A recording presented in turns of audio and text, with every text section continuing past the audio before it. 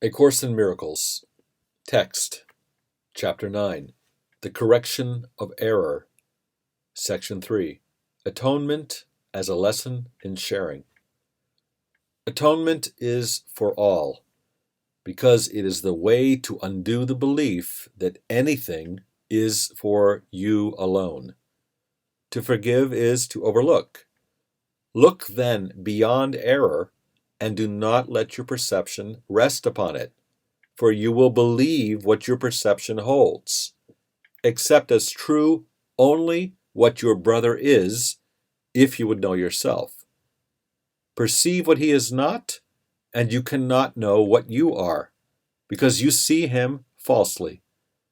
Remember always that your identity is shared, and that its sharing is its reality. You have a part to play in the atonement, but the plan of the atonement is beyond you. You do not know how to overlook errors, or you would not make them. It would merely be further error to think either that you do not make them or that you can correct them without a guide to correction. And if you do not follow this guide, your errors will not be corrected.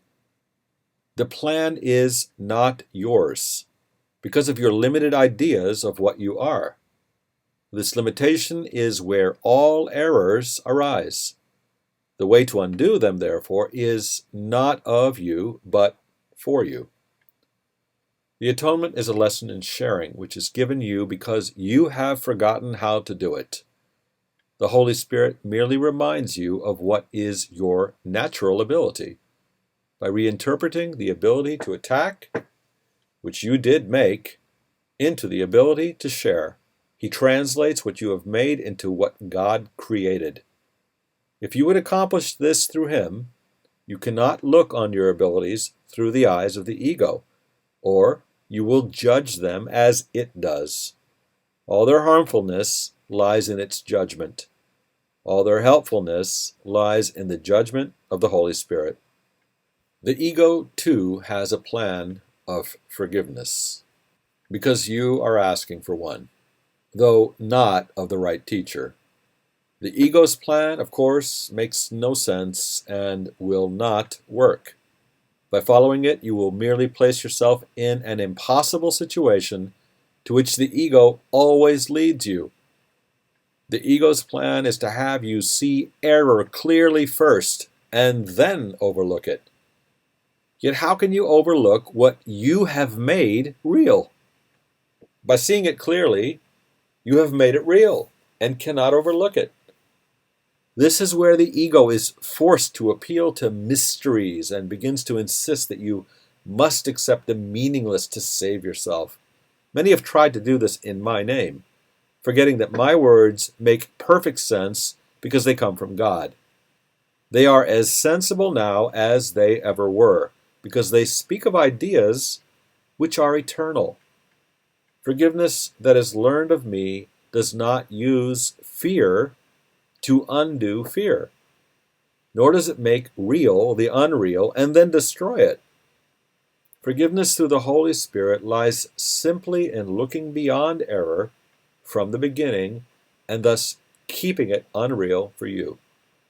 Do not let any belief in its realness enter your minds at all, or you will also believe that you must undo what you have made in order to be forgiven.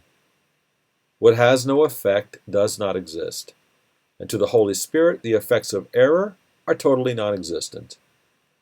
By steadily and consistently canceling out all its effects everywhere and in all respects, He teaches that the ego does not exist and proves it. Follow His teaching in forgiveness then, because forgiveness is His function, and He knows how to fulfill it perfectly. That is what we meant when we once said that miracles are natural, and when they do not occur, something has gone wrong. Miracles are merely the sign of your willingness to follow the Holy Spirit's plan of salvation in recognition of the fact that you do not know what it is. His work is not your function, And unless you accept this, you cannot learn what your function is.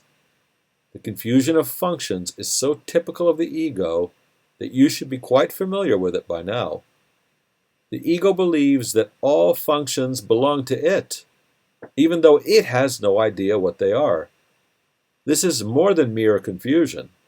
It is a particularly dangerous combination of grandiosity and confusion, which makes it likely that the ego will attack anyone and anything for no reason at all.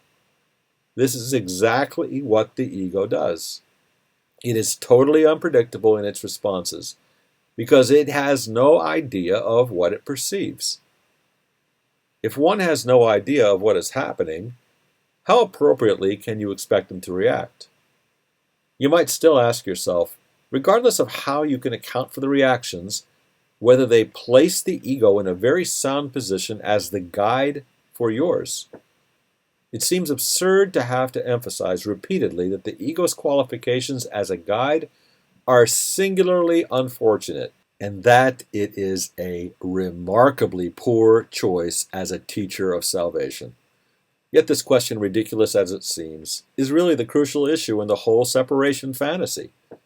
Anyone who elects a totally insane guide must be totally insane himself. It is not true that you do not know the guide is insane. You know it because I know it, and you have judged it by the same standard as I have. The ego literally lives on borrowed time, and its days are numbered.